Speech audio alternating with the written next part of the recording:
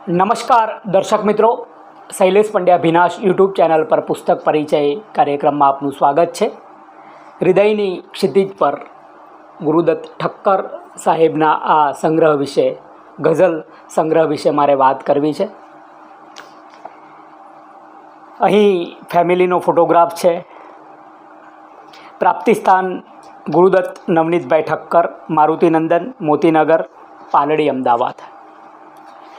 પ્રથમ આવૃત્તિ જૂન 2022માં છે. 150 રૂપિયા મૂલ્ય છે.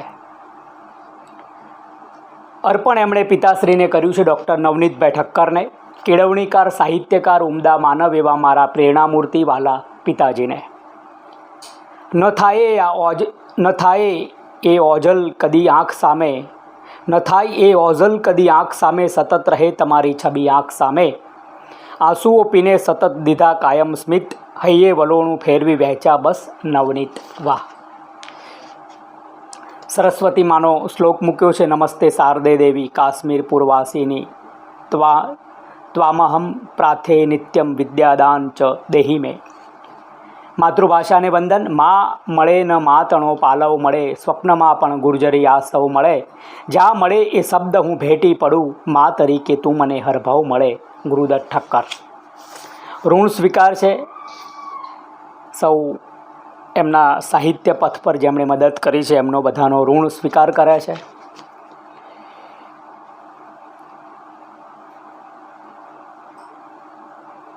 વાહ! પ્રસ્તાવના અહીં ઘણા બધા ઋણ સ્વીકારનો એમણે @ કરીને doctor Satin Desai, doctor G J Ojha, doctor Rais Maniyar, doctor Urvish Vasavada, કવિયત્રી ભાર્ગવી પંડ્યા, ભાઈ નીરવ, ભાઈ પ્રતિક અને જયેશ ઠક્કર, જિજ્ઞાસુ દક્ષિણી પેસિફિકનો, આમ અનેક મિત્રોનો એમણે આભાર માન્યો છે. પ્રસ્તાવનામાં સતીન દેસાઈ પરવેશ સાહેબ લખે છે, પ્રતિભાવ રઈસ મણિયાર આપે છે, મારા શબ્દો ગુરુદત્ત ઠક્કર લખે છે.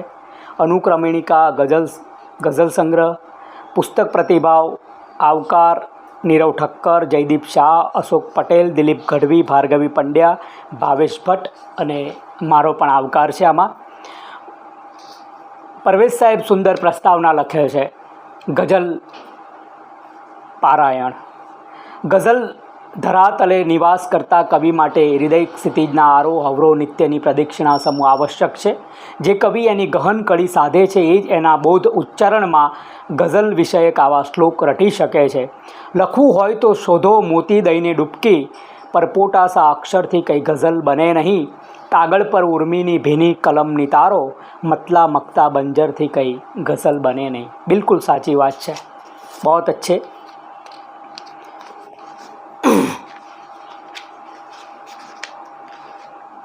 સતીન સાહેબની લાંબી પ્રસ્તાવના બાદ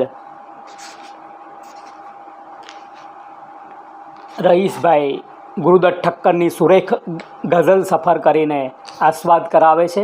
વહાણ ભલા કોણે હંકાર્યું, અધર પર નામનો તારા સહજ ઉચ્ચાર રાખું છું. નયનમાં શબનમી ભીનાશનો હું ભાર રાખું છું. અલગ હંમેશ રહેવાનો પૂજાનો ઓરડો ઘરમાં, હૃદયમાં એ રીતે તારો અલગ વિસ્તાર રાખું છું. સરસ રીતે એ પણ કરાવે છે. મારા શબ્દો ગુરુદત્તભાઈ સરસ લઈને આવે છે.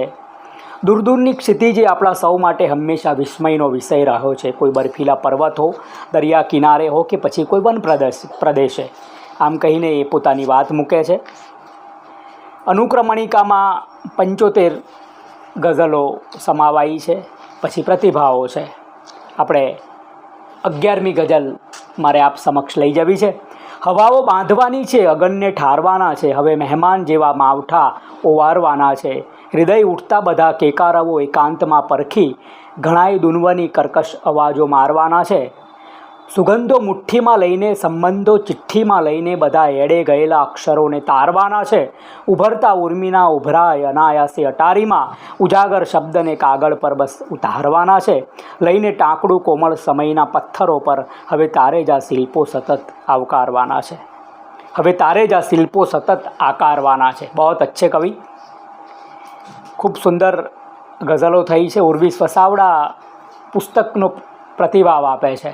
ભાઈ ગુરુદત્ત સાથે પ્રથમ પરિચય તો વ્યવસાયિક, અમે બંને રેડિયોલોજિસ્ટ, અને એટલે અમારા એસોસિએશનની મિટિંગમાં મળેલ ત્યાર પછી AMA દ્વારા સંયોજિત મુશાયરામાં મળવાનું થયું, એમ કહીને એમની વાત મૂકે છે ઉર્વિશભાઈ. ગુણવંતરાય ઓઝા પણ એમની વાત મૂકે છે.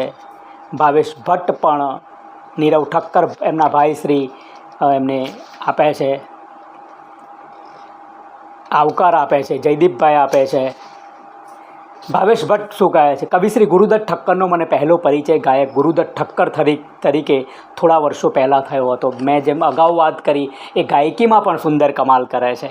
મારા જાણવામાં ફિલ્મ એક્ટર ગુરુદત્ત પછી એ જ નામના ગુરુદત્ત ઠક્કર બીજા જ વ્યક્તિ હતા, એટલે થોડું અચરજ હતું. બહુત અચ્છે.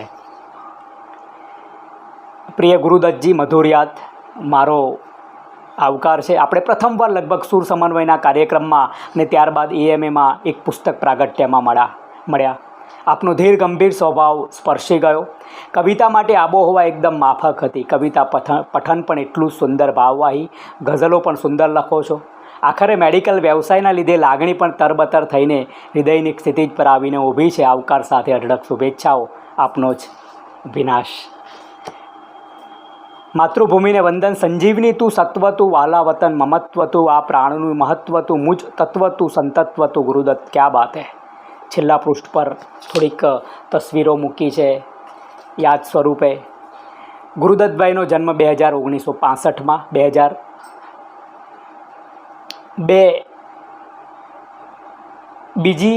ડિસેમ્બર 1965માં ગુરુદત્તભાઈનો જન્મ. MBBS કર્યા પછી MD રેડિયોલોજિસ્ટ કરેલું છે બીજે મેડિકલ કોલેજ સિવિલ હોસ્પિટલમાંથી. કન્સલ્ટન્ટ રેડિયોલોજિસ્ટ, પ્રાઇવેટ પ્રેક્ટિસ, અત્યારે અધ્યાપક તરીકે કામ કરી રહ્યા છે. ચિત્રકામ, વાંચન, લેખન, સાહિત્ય, બાળ વાર્તા, કાવ્ય લેખન, રમતગમત, બેડમિન્ટન, આમ અનેક શાસ્ત્રીય સંગીત, ચેરિટી શો કરીને જરૂરિયાતમંદોને મદદ કરવી, આ બધું ગુરુદત્તભાઈના સ્વભાવમાં અને ભાવમાં. ગુરુદત્ત ઠક્કરને વંદન કરવા છે, પ્રિય ગુરુદત્ત ઠક્કરને વંદન કરવા છે. પ્રણામ, નમસ્કાર.